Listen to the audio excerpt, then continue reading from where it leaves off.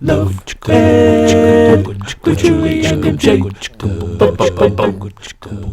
When it comes to dating, it is common for people to wonder, how can I know if someone's really into me?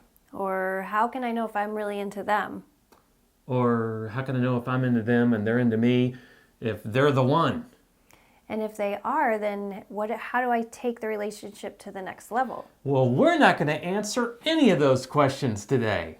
But we are going to talk about how to live in the tension of all those questions today on Love Ed with Julie and MJ. Look, I know what it's like to want to know. I hear there's process-oriented people that just enjoy the ride, and there's goal-oriented people that are not happy until they get there. And naturally speaking, that's where I am. But I have become convinced that that's not the way life is. For instance, these videos that you watch are a process, and so is life.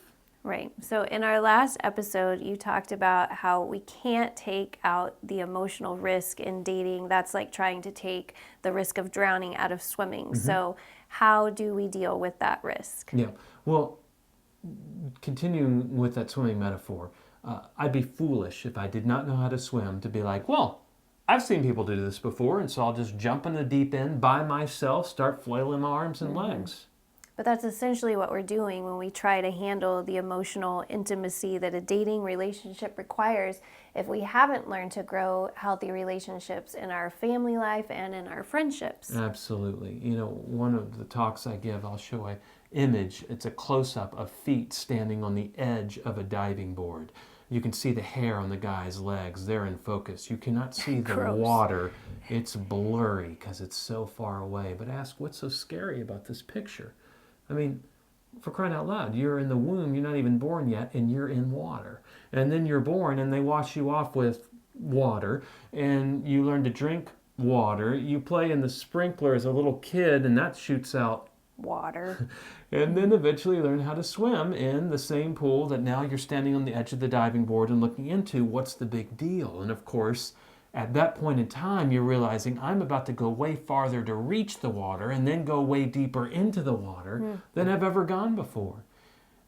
I believe a lot of people standing at the altar, and many people even entering serious dating relationships, feel that tension. They realize at that point, I've just been playing in relationships. I've just been kind of messing around and bathing, and now this is really it. So we're going to share some dating hacks today about how to deal with when you come to the edge of that diving board. First off, you got to learn to trust God implicitly.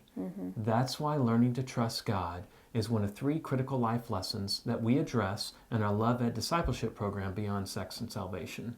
Because if you can learn to trust God's wisdom to guide you in making the right decisions in your relationship life, and trust His mercy to catch you even when you don't make the right decisions, which you won't all the time, or trust Him when His mercy to carry you when other people make the wrong decisions that hurt you.